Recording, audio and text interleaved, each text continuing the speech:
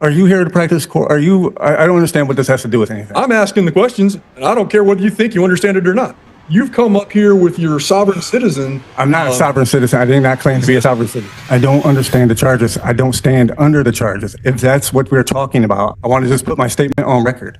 What's your statement? Why is that so hard to? Because the first part of your statement, based on the very first words that came out of your mouth, which was that you're not willing to subject yourself to the jurisdiction of the court. A man walks into an Indiana courtroom charged with dealing cocaine, and instead of mounting a defense, he tells the judge he doesn't submit to the jurisdiction of the court. Michael Allegretti announces he's appearing in propria persona, specially and not generally, and that's all it takes. The judge shuts the Ferretta request down on the spot and appoints the Porter County Public Defender. No further debate. Allegretti pushes back, saying he doesn't want a court-appointed lawyer. The judge tells him that ship already sailed, a blunt, fast opening that sets the tone for the whole hearing.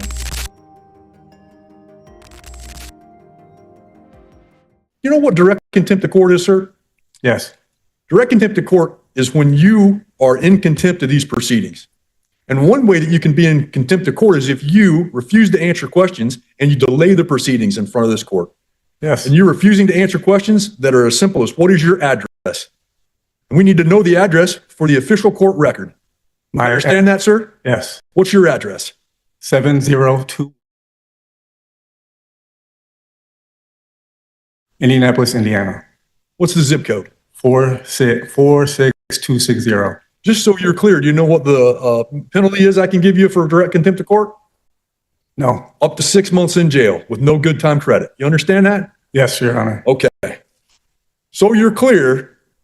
I struck your frivolous proceedings from the record a few days ago. Officer Ball, can you give him this? Sure. In that, I wanted to make sure that you were explicitly warned that, well, firstly, I'll consider this conduct during the Ferretta hearing as evidence of an inability or unwillingness to abide by the rules of procedure, which may result in the denial of your request to represent yourself, which I have already done. Okay, so I denied your request to represent yourself. I've appointed counsel for you. I do not understand those. What'd you say? I don't understand this proceeding and I don't understand the charges. I'll get back to that in a minute.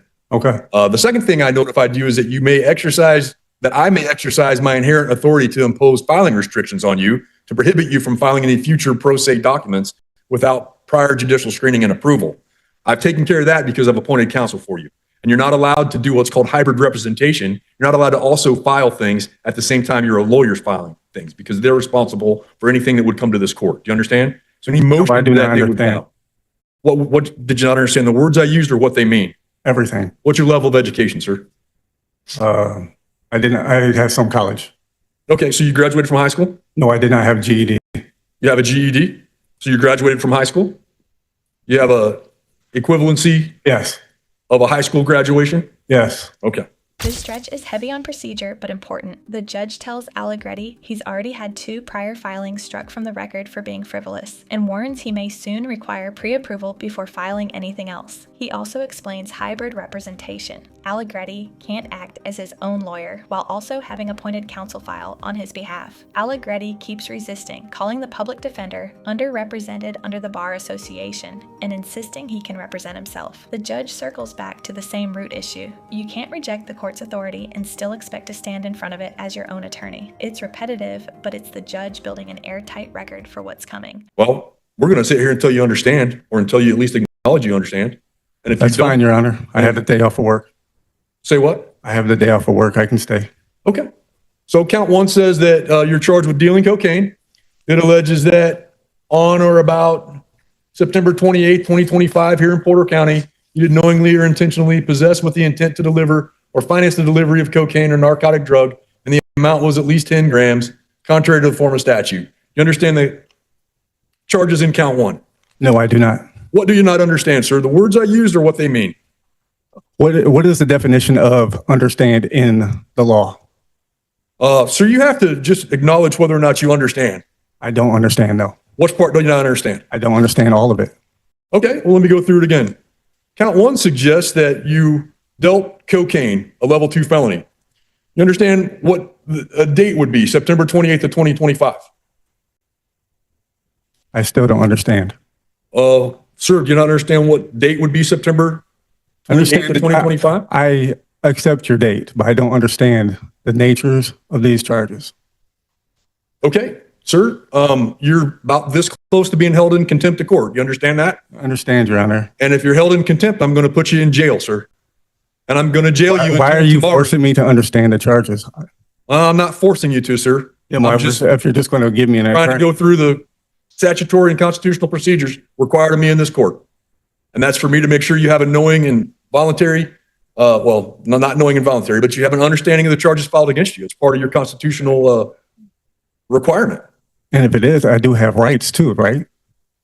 Well, I've gone through your rights with you. You understand that you have certain rights in this case? Yeah, I'm required to advise you of your various rights in this matter. Am I You have the allowed? right to hire an attorney to represent you. You understand that? And I do want an attorney. Well, you understand that you have the right to one, or you wouldn't be able to suggest that you don't want one, correct? I don't want one. So you I don't understand want- you I have the don't- right to one, correct? Correct. Okay.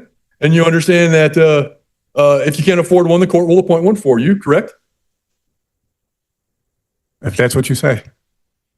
Oh, no, sir. You either understand or you don't. You understand? I understand that you want to give me a court-appointed attorney.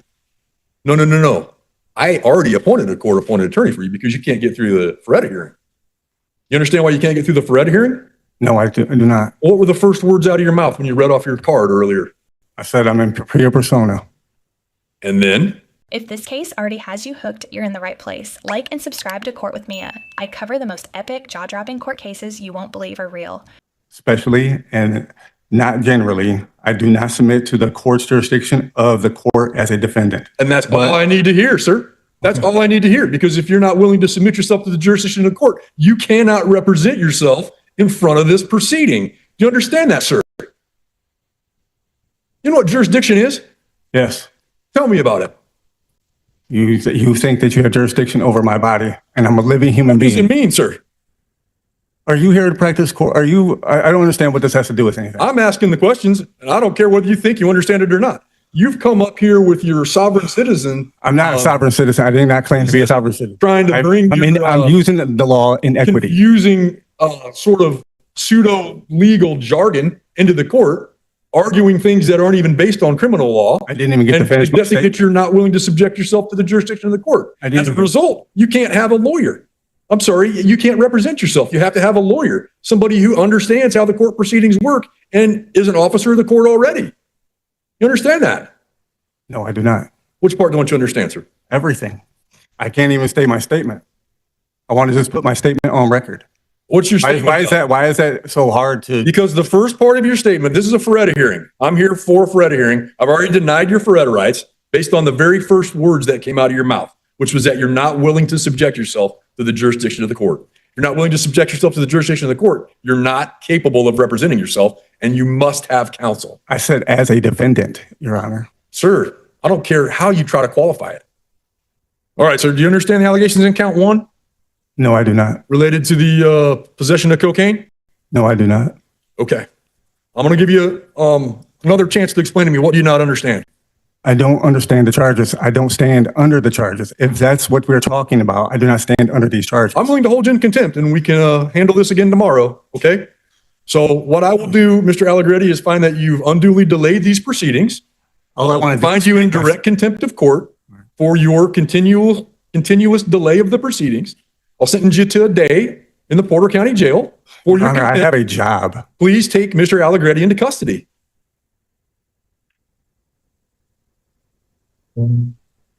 We'll try again tomorrow, sir.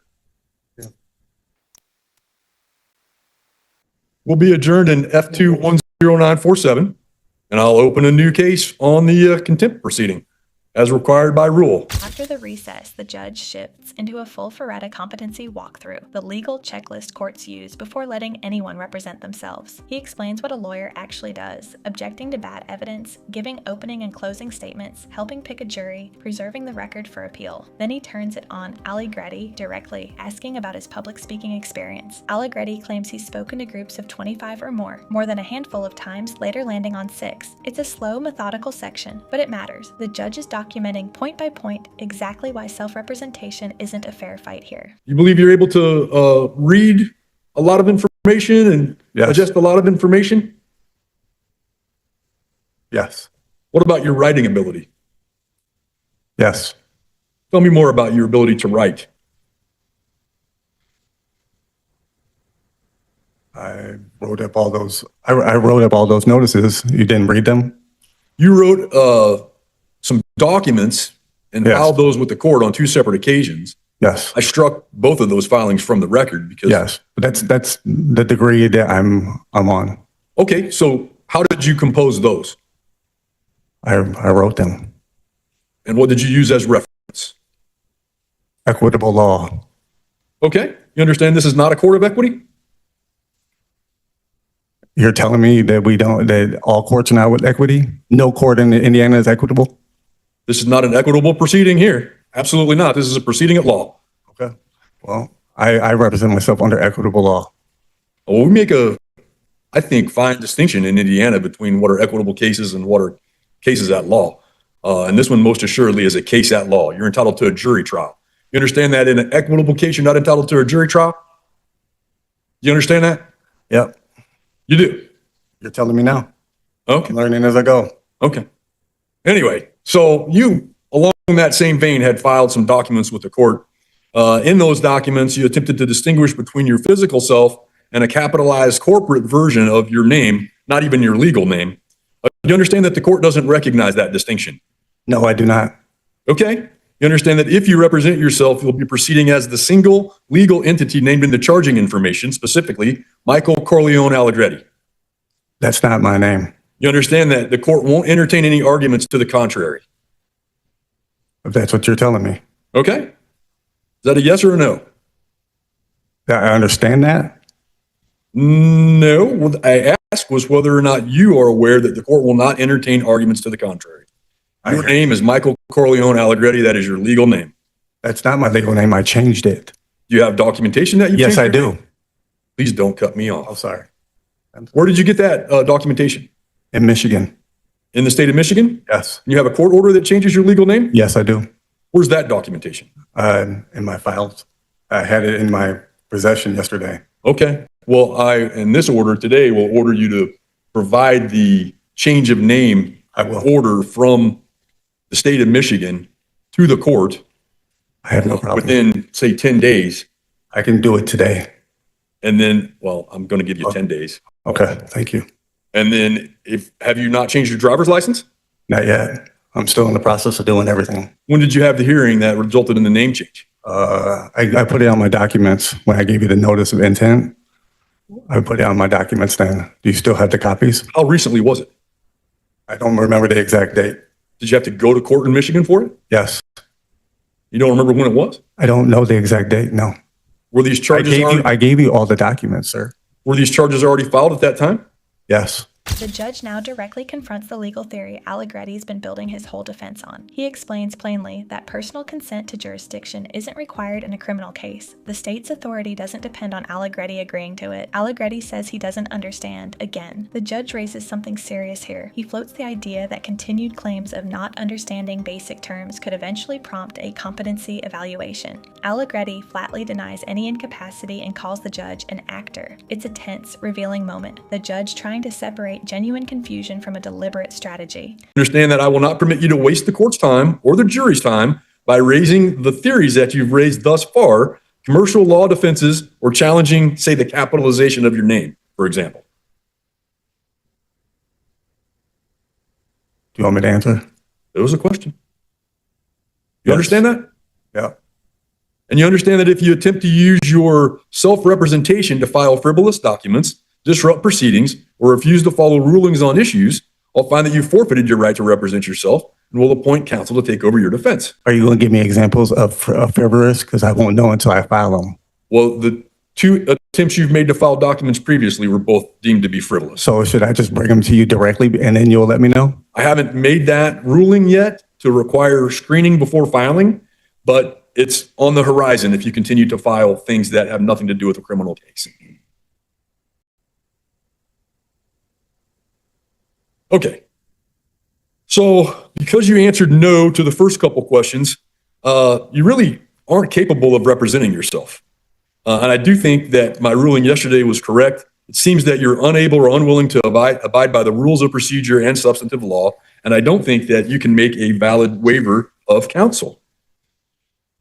The court had spent some time yesterday afternoon reviewing a case, Hotep L v. State of Indiana, and I think that's an adequate Feretta inquiry.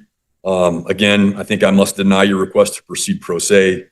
The court does not, well, I'll phrase it the opposite way. The court specifically finds the defendant's request is not a genuine attempt to present a legal defense, but a calculated strategy to obstruct and subvert these proceedings.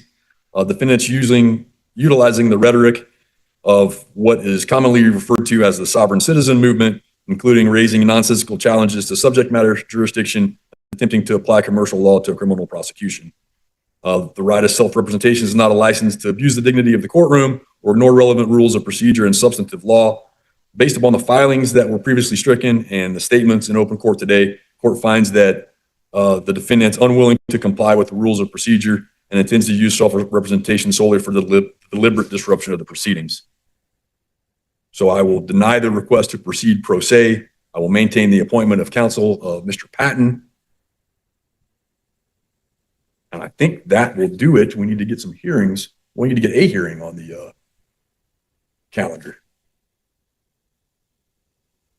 I want to object to your ruling on the record. So noted. Did you want to add anything to your objection?